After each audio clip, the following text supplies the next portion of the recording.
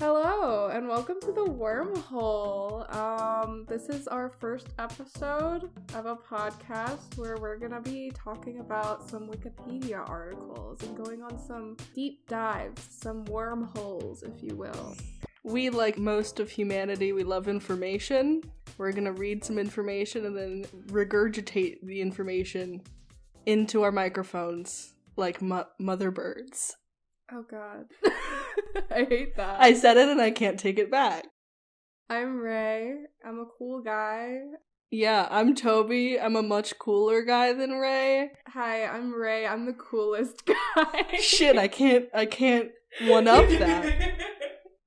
We're roommates. We're in our dining room. We have wine. Our drink of the day is boxed Zinfandel. It's Franzia. It's Franzia. Isn't it Zinfandel? Zinfandel is the kind of wine it is. Franzia is the brand. Oh god, I forgot you're sommelier. I just grew up with a lot of Franzia in my house. Oh, I see. This is like my second ever box of Franzia, and it's pretty solid. So, was it last week we gave each other different prompts of where to start with this journey? Yeah, we sent each other pages to start on. Yeah, and so we are going to tell you a little bit about what we looked at, what we dove into this past week. And we started on the pages that we were given, and then we just kind of freaked out on it until we found a place we wanted to stop. And yeah, I think we both had pretty different starting points. Very much. Yes.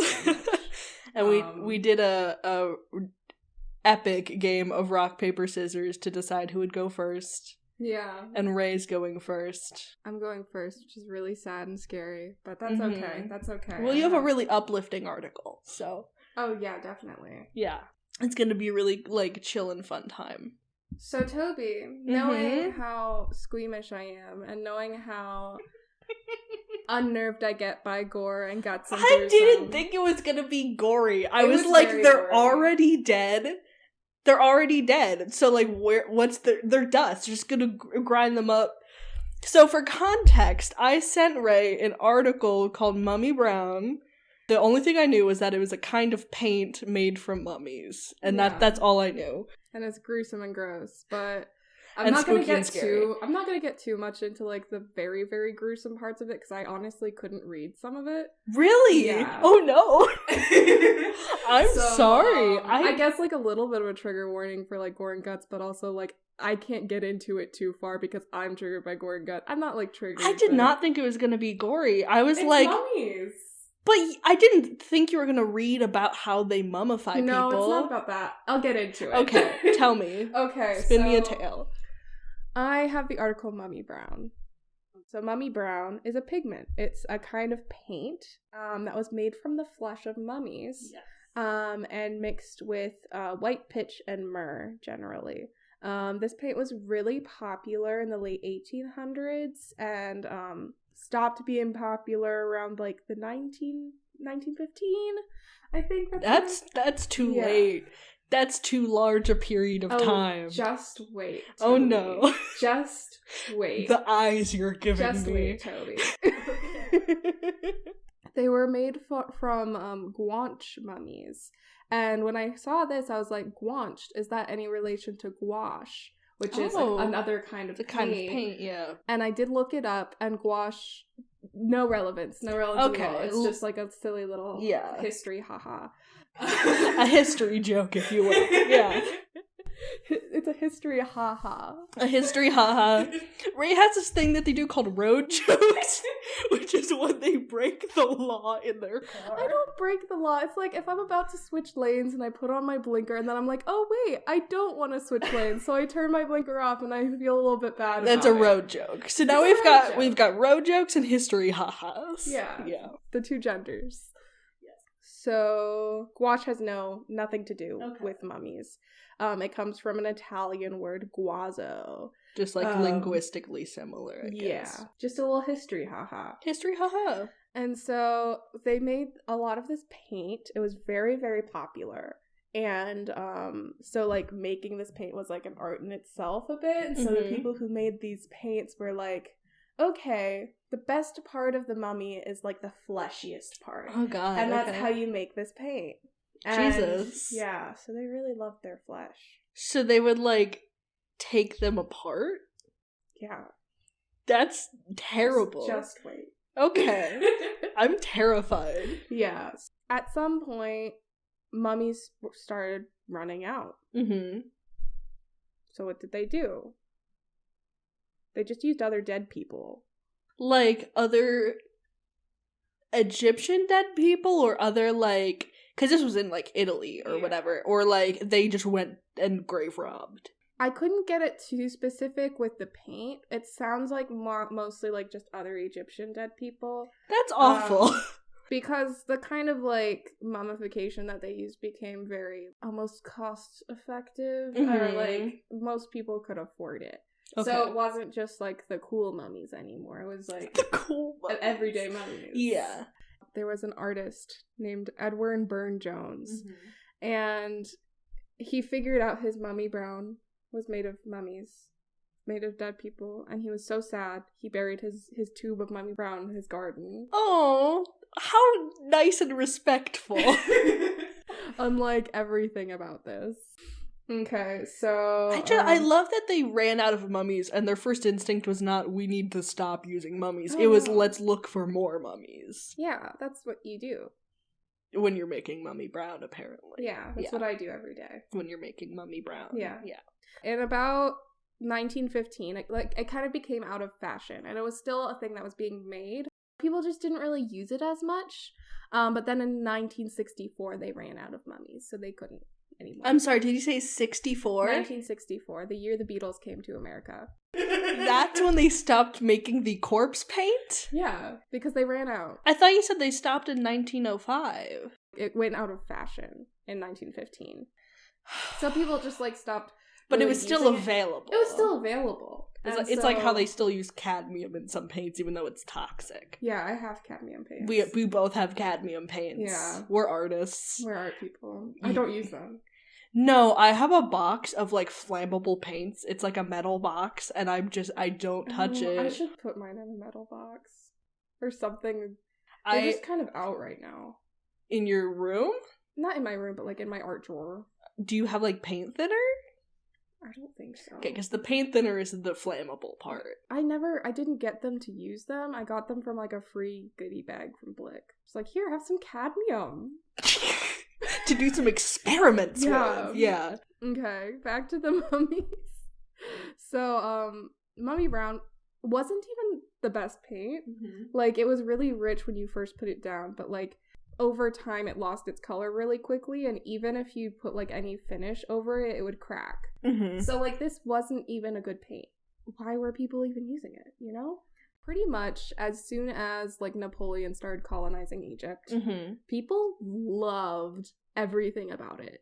People went crazy for it.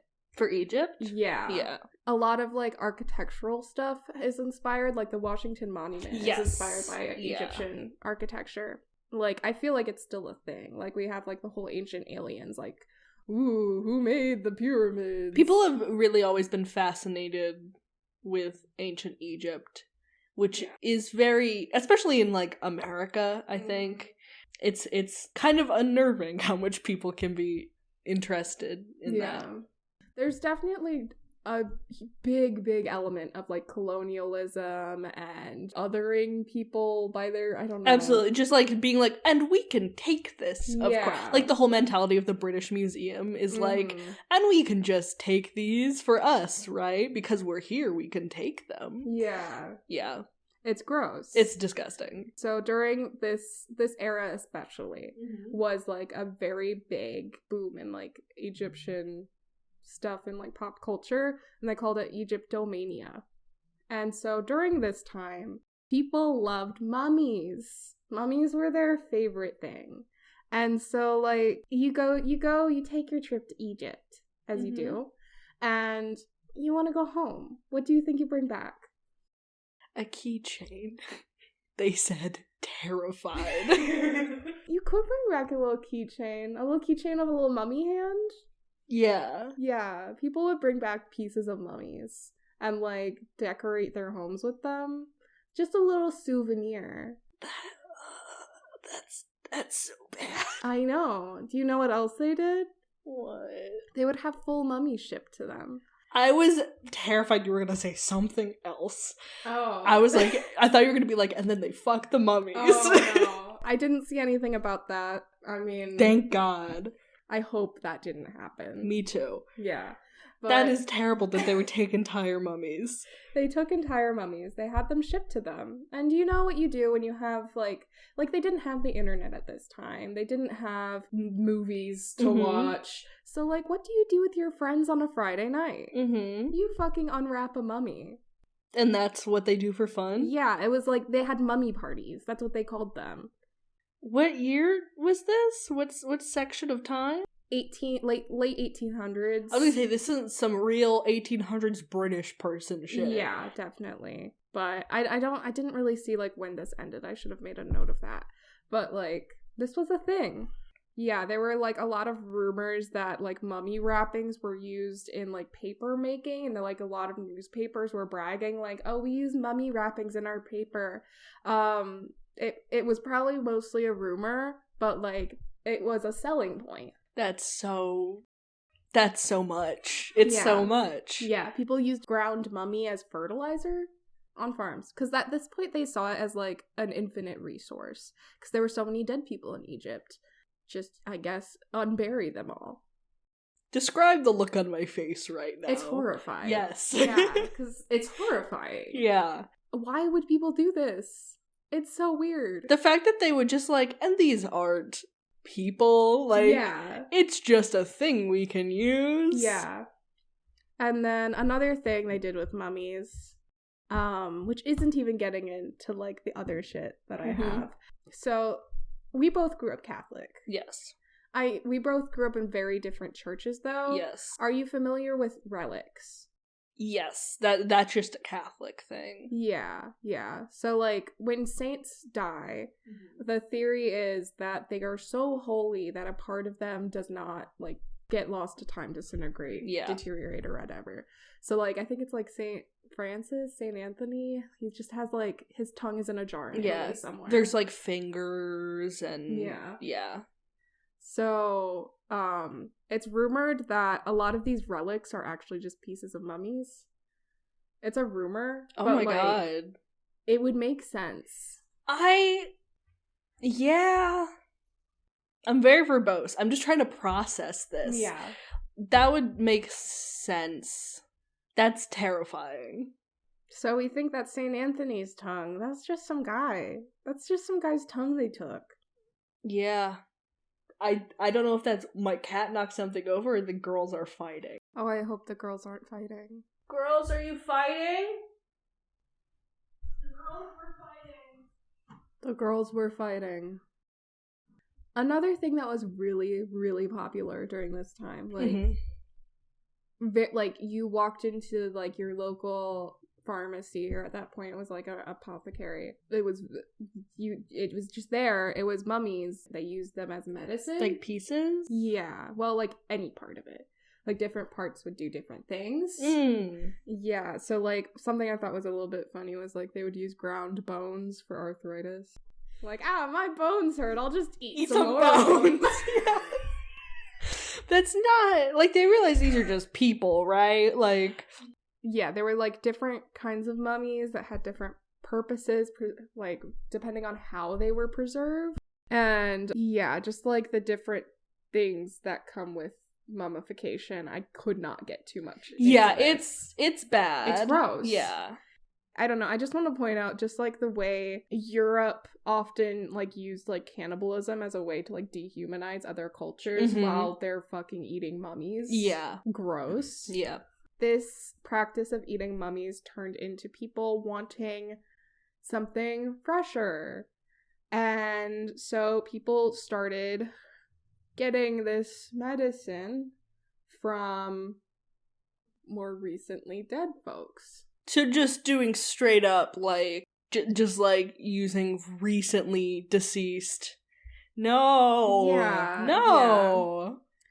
Yeah. And so mummies specifically stopped being consumed in the 1920s. Mm-hmm. Around the same time, Mummy Brown stopped being as popular. Good. And probably for the same reasons.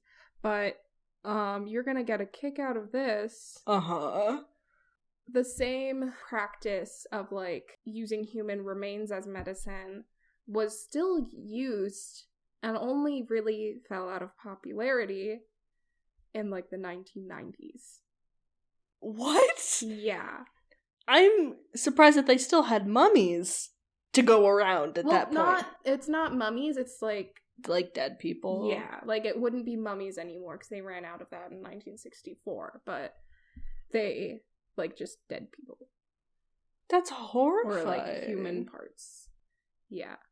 And I feel like... that's, like, not a long way away from, like, using leeches to like, bleed out the illness. You know what I mean? The same kind of logic that it started from. Yeah. And then, I don't even know why it stayed popular that long, but, like, every source I was reading from, because I kind of left Wikipedia at this point, was saying, like, this, it continued so far out, like, too recently.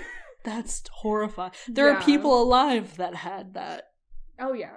And I don't know how popular it was. It probably wasn't, like, every person was eating dead people, but, like, people were doing it. It was a thing. Don't like it. I feel like I still kind of see that in, like, there's, like, this thing about, like, people eating placentas. Yeah. I feel like that might be birthed from that. A little bit. I don't know. The eating your placenta thing is, at least as far as I understand it, like a mindset of, like, you're, like, absorbing the nutrients you lost. Mm-hmm. There's definitely some, like, popular skincare stuff or whatever. It's like put blood on your face and they, like, spike roll, I don't remember what it's called, I'm not a beauty person, but they, like, roll the blood into your face and it's supposed to, like... That's terrifying. Yes, exactly. I mean, I could talk about the beauty industry for literal hours, but, like... tenderize your face like meat. Yeah. There's just kind of a mindset, I think, that's grown from that. Like, I don't know if there's practices that have descended from that, but definitely there's a mindset. Oh, definitely. Right? Where we can just, like, take stuff for ourselves from other cultures. Yeah, and I think that's more than just the mummies thing. That's, like, a colonialism in general thing. Absolutely. Yeah. For sure. Gross. So, yeah, this whole thing was birthed out of, like, ancient medicine. Mm-hmm. And, I don't know, I was thinking, like, what gave them the idea that this would be a good idea to do? Like, why was this so popular for so long? Yeah. Okay, so there was, like, some philosophy behind it of, like, only things from man can heal man. But it was mostly, like, a misunderstanding. Like a history haha in itself. A history haha. It was a history haha. Uh-huh. So it came out of the practice of using bitumen. It's like asphalt. Yes, yeah. Yeah, and it formed in basins in the desert. So I'm just, like, imagining, like, this big pool of fucking, like, asphalt tar. And this was used as medicine by a lot of ancient civilizations. It was used for rashes, to, like, hold broken bones so they would heal correctly, and a lot for construction. And this, like, actually has, like, some scientific stuff behind it. It's antimicrobial, and it's, like, a natural pesticide. That's really interesting. Yeah. So, a little funny haha that I saw was a semi-liquid bitumen is called piss asphalt. That is not what I thought you were going to say. Yeah. Yeah, it sure is, huh? Sure is. It's piss asphalt. Does it look like piss? I didn't look at pictures. You fail. I can look it up right now. Google piss asphalt. I'm looking at the laptop. Okay, so what I'm seeing here is a stock photo of a hand. It's sticking out in like a white void, and above the hand is in like red Arial font the word piss asphalt. It looks like it's a TED Talk, like PowerPoint slide. Yeah. It's like presenting the word piss asphalt. So we don't know what it looks like, but we do know that it's silly. It is silly, and everybody thinks that. What a journey we've been on today. Yeah. Back to the boys. The boys. The boys being the mummies, I guess. Throughout time, like, multiple different civilizations called this bitumen something different. Mm-hmm. And so one, I think it was in Persia. I didn't write it down. I should have. They started calling it mummia. Yes. This was used in some regions, and it started becoming more popular, and through translation, you can see how this made some misconceptions. Yeah. Yeah, and because mummies, the way they were preserved, had this kind of thick, viscous black substance on them, they thought that was bitumen. I couldn't find if it actually was or not. They started by using, like, this thick, viscous bitumen, because it was starting to run out, because they used a lot of it. Mm-hmm. So, like, this may or may not have been actual bitumen, but it kind of just morphed into people understanding the medicine as the mummies themselves. Interesting. Yeah. So they were just like, well, if this is medicine, then the whole thing is medicine. Yeah. Wow. So it's all a big, like, misunderstanding of history, but also white people came in and made it a lot worse, definitely. Absolutely, yeah. Yeah. As we often do. Oh, definitely. Yeah. Because of all of this craze around mummies,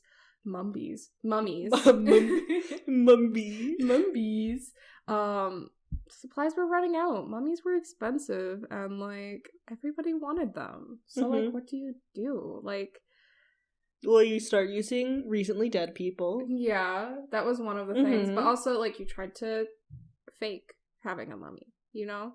Oh, they would, like, make fake mummies. They wouldn't make the whole thing, because it was usually, like, ground up mummy pieces that they would sell to people. And, like, so it'd be, like, chalk or something. Yeah, like, put it in a jar, you sniff it or something. Huff the Mummy. Yeah. That's a sequel to the movie The Mummy, is Huff the Mummy. Huff the Mummy.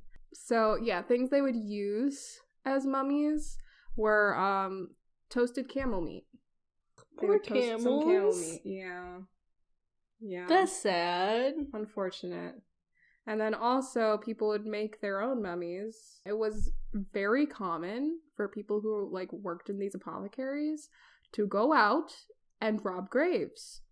Yeah, that grave robbing was, like, an epidemic in, like, the 1800s. People wanted their bodies. Yeah. And so they would take these bodies from these graves, and they would embalm them the same way. And so they would make their own mummies, and they would sell them. That is so awful. I know. Those people can't consent to that. Oh, no, they're dead. And I bet the families didn't either. Oh, no. But they needed their medicine. Are you, on your license or your state ID, are you an organ donor? Yes, I am. Are you? Yeah. You can opt to, like, donate your body to scientific research when you die. Yeah. I think most people are. I don't know. I've heard some people say they aren't, but, like, I think the biggest reasons not to are, like, religious reasons. Also medical. Like, well, I guess donating your body to science if you have a medical condition can help them understand your medical condition. Yeah. But, like, organ donor, like, no one should want my organs because they're probably bad. Yeah. But those people do not consent to donation. No. That was the fantastic world of mummies. And Tale of Mummy Brown. The Tale of Mummy Brown.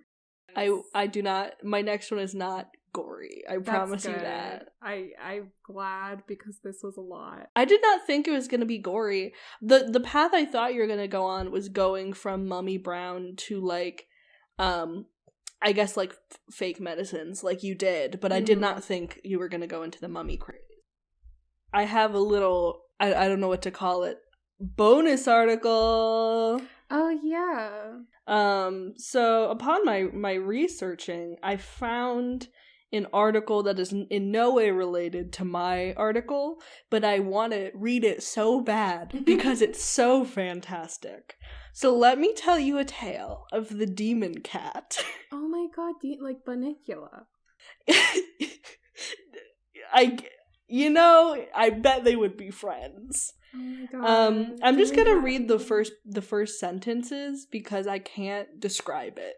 Okay. The demon cat, also referred to as the DC. The DC universe. Yeah, the Flash is in here. Is a ghost cat who is purported to haunt the government buildings of Washington, D.C., which is the capital city of the United States.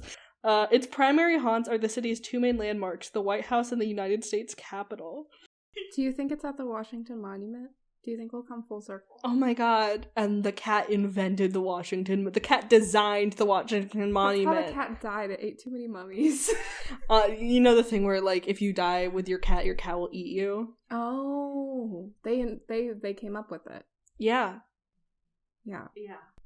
So Do you think he haunted Obama? And Joe Biden, yes. Yes.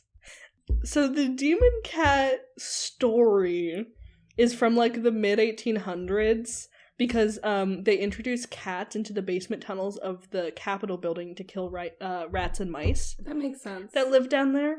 And the Wikipedia says, and I quote, "Legend states that the demon cat is one of these cats who never left, even after its death." Oh, man.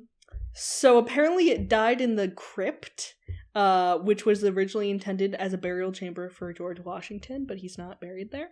Oh my god, there's a crypt. There's shit underneath the Washington. This fits right into my Joe Biden lore.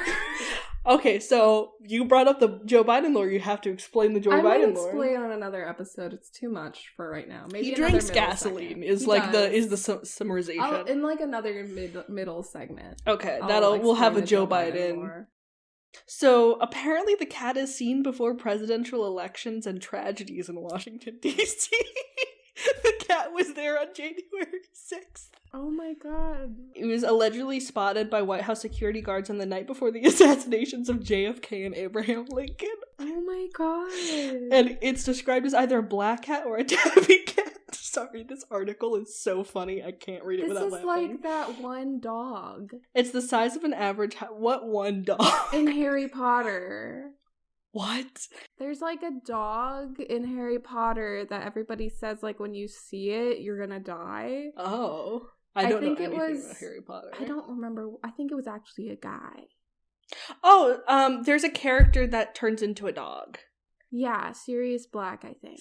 Yes, okay. I read Harry Potter when I was in elementary school. I don't remember. Why do I remember this? Because everyone thinks he's hot, maybe. So it's the size of an average cat. However, witnesses report that the cat swells to the size of a giant tiger or an elephant and is said to be 10 feet by 10 feet. So a cube, I guess. He's 10 feet tall! He's 10 feet tall. Oh my god, I have this joke that whenever, like, an animal stretches out, specifically my rabbit, that, like, they get, like, real long, and I go, oh, they're 10 feet tall. You say it when he's just walking around, too. You don't say that when he's 10 feet tall. He's 10 feet tall.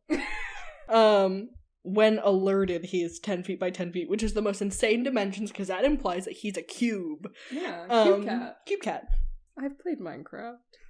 And I love this next sentence. The cat would either then explode... Ray was taking a drink of their wine. The cat would then either explode or pounce at the witness, disappearing before it managed to catch its victim. Mm-hmm. So in the 1890s, the cat inexplicably vanished when some Capitol Hill guards fired their guns at it, and another supposedly died of a heart attack after seeing it. Oh my god. It sounds like this isn't a demon cat. It sounds like he's trying to warn people. but then he explodes. So what does that mean? Minecraft creeper. That would explain the cubes. Yeah. Oh my god, it's a Minecraft mob. It's a Minecraft creeper. Yeah. The last official sighting of the alleged ghost was during the final days or aftermath of World War II in the 1940s. Okay. So I guess he was warning about the end of World War II? I don't know. So he didn't haunt Joe Biden. There is an explanation on Wikipedia. Oh. It says, according to Steve Livengood, the chief tour guide of the U.S. Capitol Historical Society, the Capitol Police was, like, known for hiring unqualified, like, friends and relatives, and that these folks would, like, get shit-faced drunk. That makes sense for police. Yeah. And he believed that the legend began when a security guard who was lying down because he was drunk was licked by one of the Capitol building's cats, and assumed that it was a giant cat.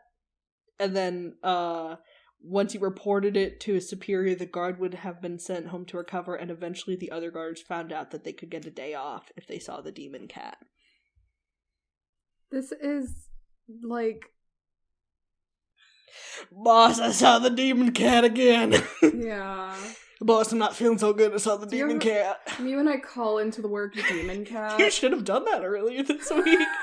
I'm so sorry. I can't come in. I saw the demon cat. But fun fact, founded in 2006 were the DC Demon Cats, which is one of DC's 4 roller derby home teams. Oh my god, I love roller derby. I think you should become a member of the Demon Cats. I don't live in DC. Do you think they have cat ears on their helmet? Yeah, I think I just convinced you to join the Demon Cats. Oh my god. I used to watch roller derby. Like, there was, like, a Twitch channel that would live stream a lot of the roller derby things. It was fun. Yeah. Underappreciated sport. Really? Those gals are athletic. Yes.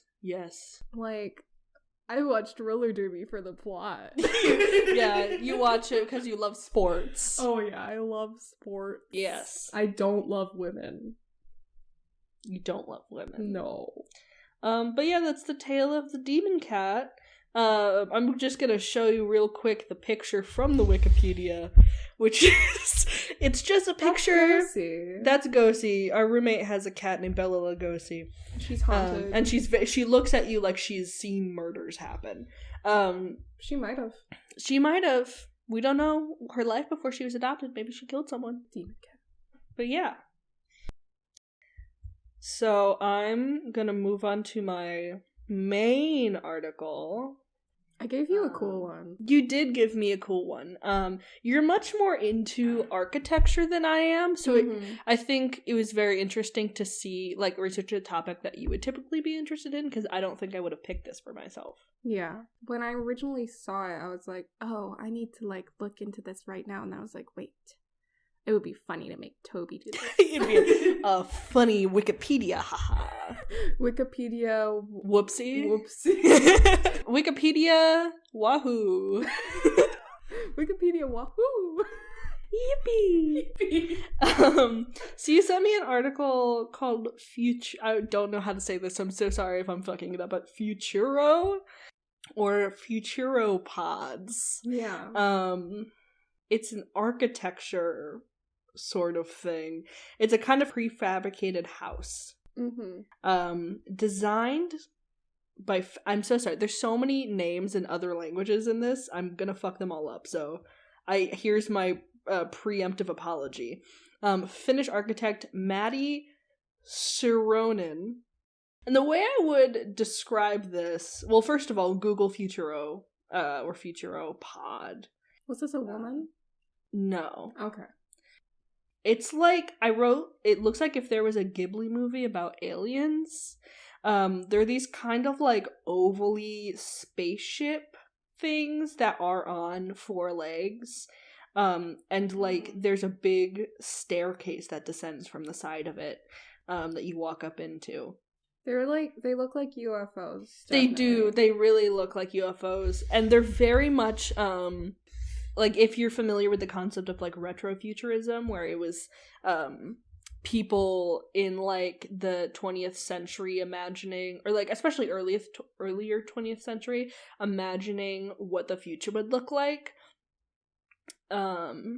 It's definitely that vibe where it was a guy going, and what would aliens come in their spaceships? But they're pretty cool. So it's like fiberglass and polyester and stuff. And it's they're currently used as like a lot of Airbnbs and bed and breakfasts and stuff. I've seen ads for Airbnb where it's like I was gonna say I've seen commercials where the Futuro house is in it. Which is there's a lot of like lookalikes too. Yes. There's a lot of people that tried to we'll get into this later, but it inspired a lot of other, I don't want to say movements, but a lot of other designs. That's for cool. For like individual hotels. Okay, so Matti Saarinen was Finnish? Yeah, he was Finnish. He was finished? Don't look at me like that was a good one. So they were built in like the late 1960s, early 1970s, and they were a product of like post-war Finland, where it was like optimistic, futuristic, like we won, and like what's the future gonna look like? And they were originally built to be ski chalets, which I'm not rich enough to know what a ski chalet specifically is, but I know it's like a ski lodge for rich people. I think it's like a private ski lodge. Yeah.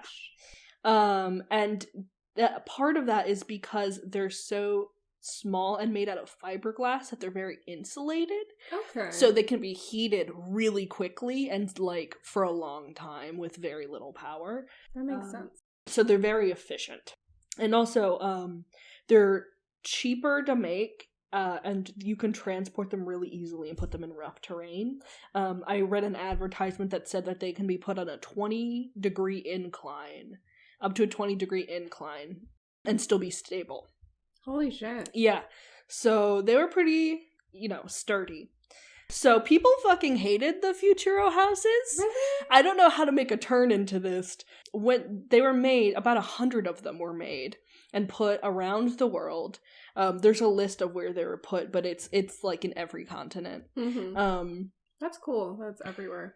But the first house that was put on the market for sale was taken off the market in 1970 because it was met with public protest. Because people thought it didn't match the aesthetic of the surrounding area. They thought it was like a sore thumb. Banks didn't want to finance them. Some of them were vandalized. And Tampa, Florida ordered one demolished in 1999. Oh my god. This is like... Because I love architecture. Yes. At this like same point in time, or around the same point in time, there was this movement in California where they made these like crazy fucking buildings that like looked like things. Like there was like I think there was like a hot dog stand that looked like a hot dog.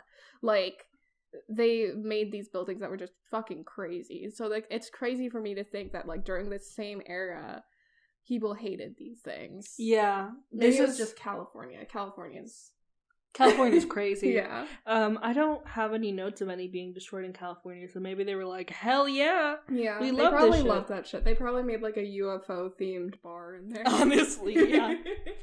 In 2001 was bought so it could be demolished and replaced with modular housing.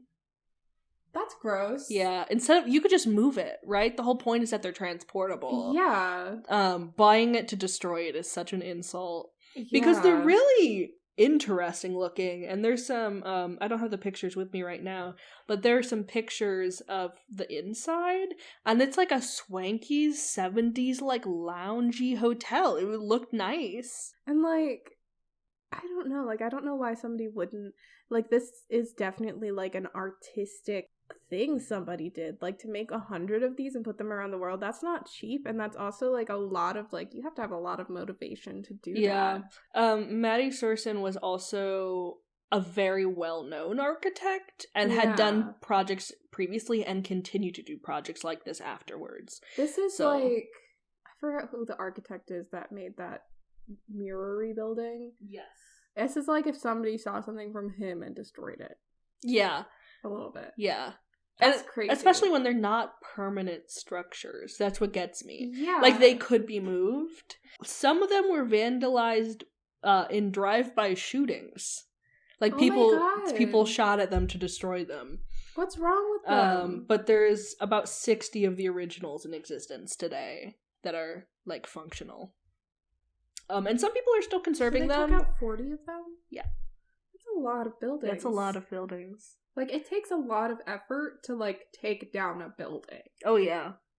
Yeah. And they took down 40 of them. That's crazy. Yeah. Especially when, like, I feel like these could make a really good profit. If you're thinking, like, a business owner, and you're thinking, oh, I'd rather put housing here. Yeah. It's like, well, this could be, like, a motel or something, or you could rent an Airbnb. Like, California needs more Airbnbs. If people marketed more to gay people back then. Absolutely. Well, yeah. Hey, we got a camp thing you can stay in. Gay people would be all over that. They would be. I'm speaking as a gay person. Mm-hmm. I would be all over that. There's one instance I saw where there's a woman who, for her, she was getting, like, a degree in conservation, and for her thesis, she conserved one of them. Oh. Because her college had one, and she, like, brought it back to, like, not fully functioning, but, like, fully conserved. That's really cool. For her degree. I thought that was really interesting, too. Yeah. Being like, and for my thesis, I'm gonna fix a building. Like, yeah, it's very cool. So that brings me to the end of Futuro houses and the beginning of Sanzi UFO houses. They were inspired by Futuro houses. I have pictures that I can show you. And they're located in Sanzi District, New Taipei in Taiwan. I'm going to show you a picture. Oh, those are so cool. Yeah, they're like almost like flower shapes that are layered on top of each other. Yeah, I need to show you. There's a Chicago architect that made something very similar to that. Yeah. Yeah. Yeah. I think a lot of architecture came from the Futuro houses. Yeah. And this is not the only one, but this is the one that I thought was most interesting. The one thing is that there's no listing of who designed it. I mean, there is, but it's conflicting. I don't know for sure who designed it. So construction started in 1978, and they were intended to be vacation resorts for U.S. military officers that were stationed in Taiwan. Mm-hmm. But the project was abandoned in 1980, so they built quite a few of them, and then it was abandoned in 1980. Wikipedia says it's due to car accident deaths and suicides, or the bisecting of a Chinese dragon sculpture to widen the gate. We'll come back to that because there's theories, but none of them make sense. Yes. There's a list of theories. Okay. So it was scheduled to be demolished in 2008, because they're basically just taking up space. But they're still there. It's technically against the law to trespass and go see them. This is what they look like today. Ooh, I want to go there. Yeah, they're really cool. Video game set there. Right? They look so cool. They're all like rusted now, and it looks like a Silent Hill video game. So now I'm off of Wikipedia onto a website called rethinkingthefuture.com. Apparently the idea for making them came from a plastics manufacturer named Yuchoko, and it was inspired by Futuro houses, like I said before. And the resort included modern technology and appliances, bodies of water, and water slides. Ooh, Kalahari. Yeah, live on the wild side. But in 1980, Yucho went bankrupt, which shut down the project. And then in 1989, construction resumed because a local beer house wanted to fund the construction, and the group that owned the land wanted to expand their tourism industry. And then by the end of 1989, it was abandoned again. So they haven't been demolished because the land is owned by like a business group, so the Taiwanese government doesn't own the land. So because it kind of brings tourism, they're not demolishing it, but the Taiwanese government doesn't like it, So it's technically closed off because it's considered dangerous. Okay. Yeah. Also, similar to the Futuro houses, the inside is very swanky. It's multi-floor. So each like petal of the flower is a different room. I want to go there. I want to go in it. Yeah, and it's on a coast. So I want to break the law. You want to break? Let's go to Taiwan. Let's break the law. Break the law. I feel like breaking the law here is scary. Breaking the law somewhere that is not home to me is scary. Terrifying, yeah. Because then you have to be, like, extradited. And, yeah. So here's the current theories on why it shut down, why the construction of it shut down. So I have these in order of most reasonable to least reasonable. Okay.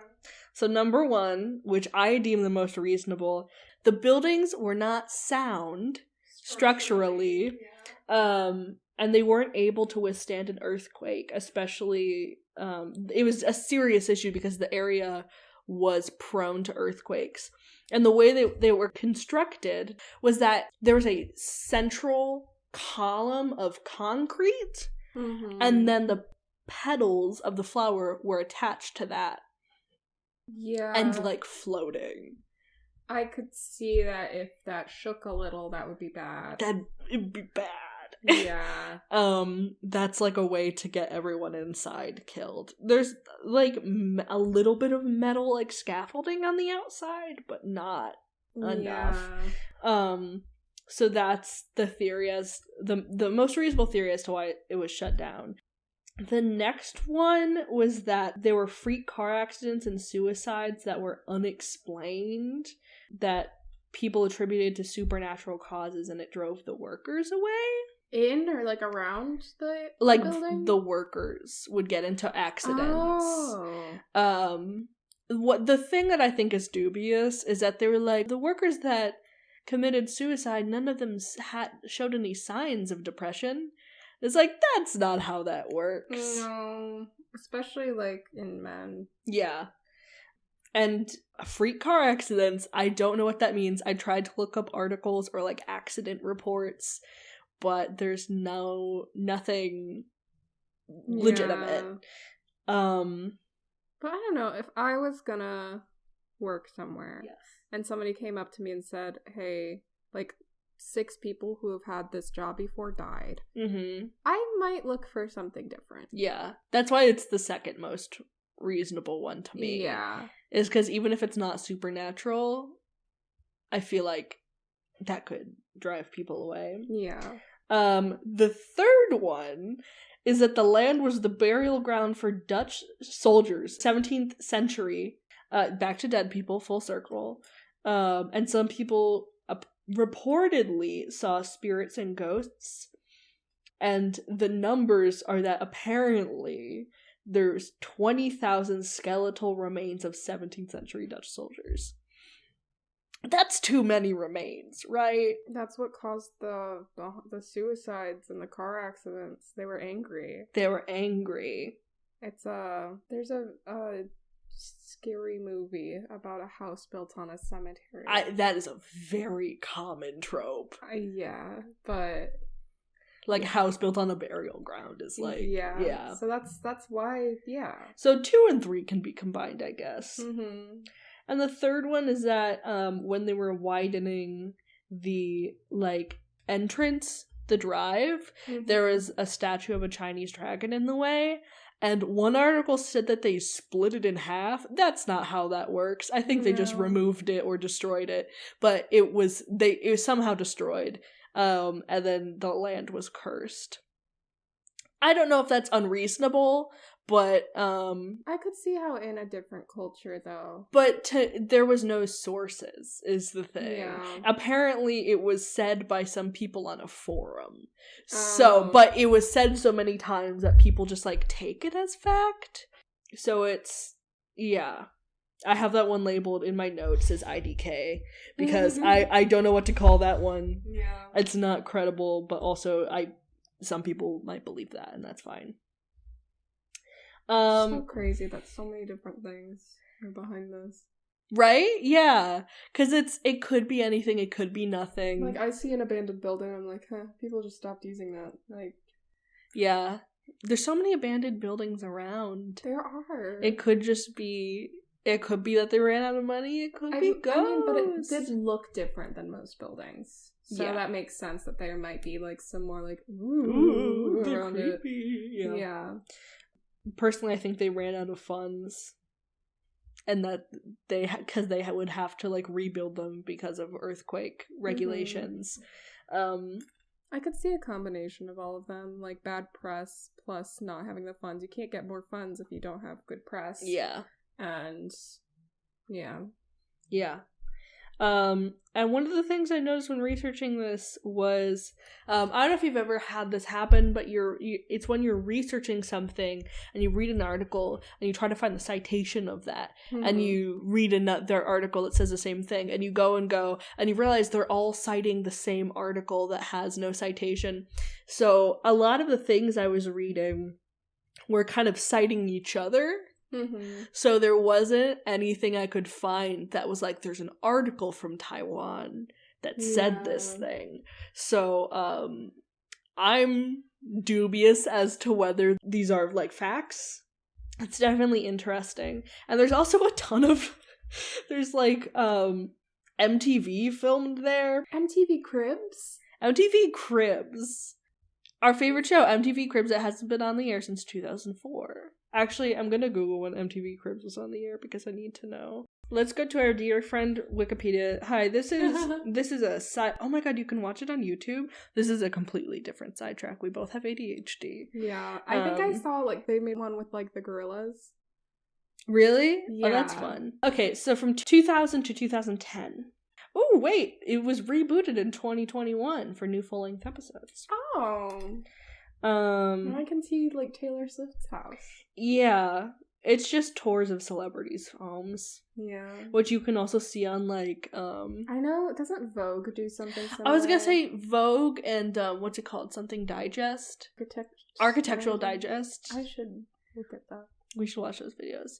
You love your architecture. But yeah, that was another thing where everyone kept saying that it was on MTV, but I could not find an episode of any show on MTV. And then also, it is continuously listed as one of the most haunted places on Earth. Oh. But that might not be put in any truth. You know what I mean?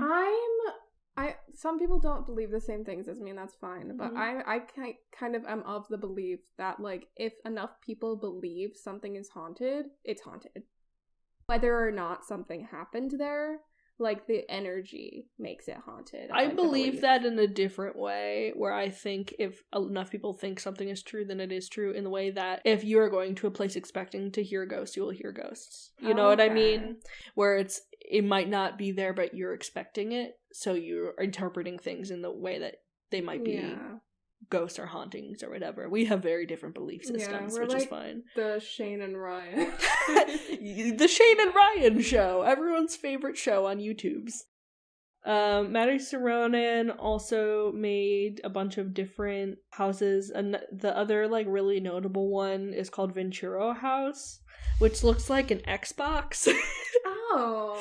That's cool. I like that. And my initial like instinct with this guy was like, I'm gonna look at his Wikipedia page, it's gonna say he killed his wife or something. But I went on his Wikipedia page and he was like an advocate for women's rights and like loved his wife and children, and he passed away in 2013. R.I.P. But he basically, all he did was make essentially like sculpture in installation buildings.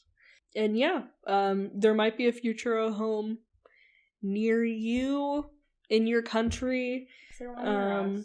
Oh my god, we should Google if there's one near us. There's one 5 miles away. 5 miles away? Can we rent it? It's like an actual Futuro home. All the countries they're in are Australia, Denmark, Estonia, Finland, France, Germany, Greece, Japan, the Netherlands, New Zealand, Norway, Ukraine, Russia, Sweden, South Africa, Taiwan, United Kingdom, and the United States of America. If you're there, find a Futuro house. There's a ton in the US. I'm gonna rent one out. With the money I definitely With the have. money, the infinite money we have. Yeah, I found the infinite money glitch, guys. I found it. It was behind the wall. And then one article that I thought was interesting, but it wasn't as interesting to me as Futura and the houses in Taiwan, was something called a Dymaxion house, but designed by Buckminster Fuller. Also a solid dude apparently, but he sounds like he would talk like Foghorn Leghorn. That's a Dungeons and Dragons ass name. He looks like he would inject chemicals into you. It's like his hand is like... He's doing... like he has like a needle to... Oh, I was gonna say it was like the finger in... Like the sex symbol you can do with your hands. It kind of looks like he's doing that. He's doing sex.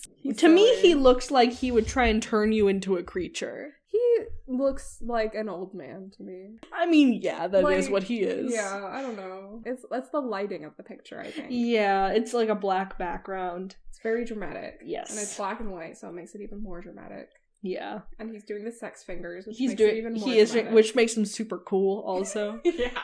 But apparently he's also a really cool dude, but he made something called the Dymaxion house, which looks like a Jiffy Pop container. Where is that? It's in the Henry Ford Museum. I've been there. You've been there? Have you been in the house? Have you been in the Dymaxion house? I've been in there. Tell me what it was like. So it's like a weird experience. It was a long time ago. Yes. But yeah. Yes, you have a great long-term memory. No, wait, no, you have a great short-term. That's what it is. So I was there a long time ago, and I remember there was like this audio presentation when you walked through the house that would talk to you about like what it was for, and like it was very retro futurism. Yes, they had it set up as if it was like the future. I don't know. It was really interesting. I've been like, that's so strange. A lot of the things I read about it is very serendipitous that you were in there and I'm talking about it. That's very cool. It was made in like the 1930s, which is way before the Futuro house. So I think it's really interesting that they share a similar aesthetic, but they're like 30 years apart. I was gonna bring it up actually. Really? Like, oh, I have this memory of this thing, but like it's probably not the same thing at all. Like, oh my god. I think it might have inspired the Futuro house. But like it ran on a gray water tank, which was it recycles like waste into like drinkable water and shower water. But instead of one of like the features of it is that instead of a regular shower, they had it was called a fogger, and it would like aerosolize compressed water and like water degreasers. Like, you know the mist setting on a hose? Like that instead of a shower. That sounds horrible and I hate it. Yeah. There's a reason we still have showers. We could have fog showers if we wanted to. We don't. For a very good reason. Yes. It's still patented. But I just thought that was really interesting how it was like 30 years before. It's definitely less luxurious, but it was made to be like the house of the future. Like, you know, year 2000, every family in America will live like this. Yeah, that's yeah. Yeah. That's so strange that I was there. Where is the Henry Ford Museum? It's in Michigan. I've never been. Is he from Michigan? Yeah, cars were invented in Michigan. I'm not from Michigan. Oh. And Superman was invented in Cleveland. Like, cars are big. I don't know.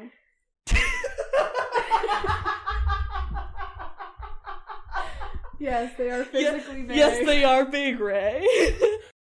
But yeah, that's the story of the Futuro house and all the extras.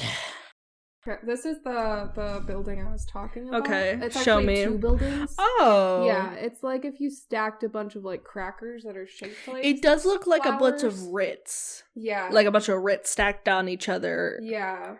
They're it's called Marina City because they're made to be like their own kind of like city within these 2 complexes. I don't know. I think they're interesting. You know people call them like corn cobs. They do kind of look like corn cobs. Where are they? In Chicago. Oh. Do you know that the original intent of malls was to be like a city?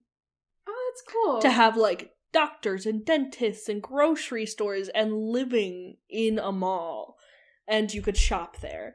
it was originally pared down to just a place where people go shopping, but the man that invented the mall, Victor Gruen, invented the modern mall.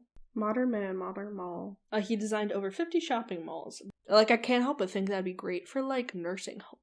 That would be so cool. And just, like, having, like, that little community. Let's give each other our assignment. We're assigning articles to the other person, and we both pre-picked one, and that's gonna be what we talk about for the next time. Can I go first because you read first this time? Sure, yeah. So the Wikipedia article I'm giving you is the list of helicopter prison escapes. There's little stories about every helicopter prison escape that's ever happened. Oh, that's gonna be fun to go through. I know that I saw this and I was like, this is perfect. I'm gonna like compile like a top 10 list or something. Excellent. The first one was in Mexico. What do you have for me? So I have Bliss. Sounds like a drug. So Bliss is the image. It's a photo that was taken. That is one like the Windows Vista background. Oh. Yeah. Interesting. It's not a list of helicopter escapes, but I thought it would be a good starting point for something. Yeah. That's really fun. I didn't even know there was a name for that. It talks about like the photographer and stuff, I think. Huh. I'm really researching the arts. That was our first episode. Yeah. I had a lot of fun. Yeah, I'm so sorry I made you do a gruesome one. I did not think about how gruesome it was gonna be. I had a delightful time thinking about architecture and you're fighting for your life. I was like sitting in my room like, oh god. I'm sorry. I won't do gruesome ones anymore. Next time, we'll do 13 consecutive backflips, but you won't see it, you'll just hear it. So there's going to be no way that you can prove that we didn't do the backflips. Yeah. Bye. I think that's a good note to end on. Okay.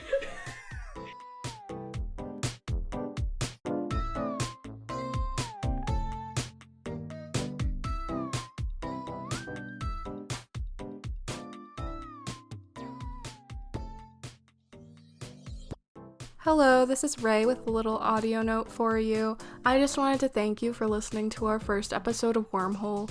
Toby and I have been so excited about this podcast.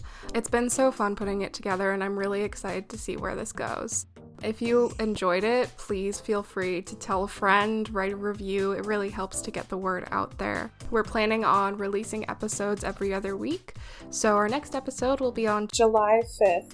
But in the meantime, you can follow us on Instagram and TikTok at wormhole.podcast and on Tumblr at wormhole-podcast. On there, we'll be uploading clips, any images that we talk about in the episodes, and just some funny, silly stuff. Our music is In the Middle of the Day by Lundstrom. Again, thank you so much for listening to our first episode. We will see you again on July 5th. Goodbye.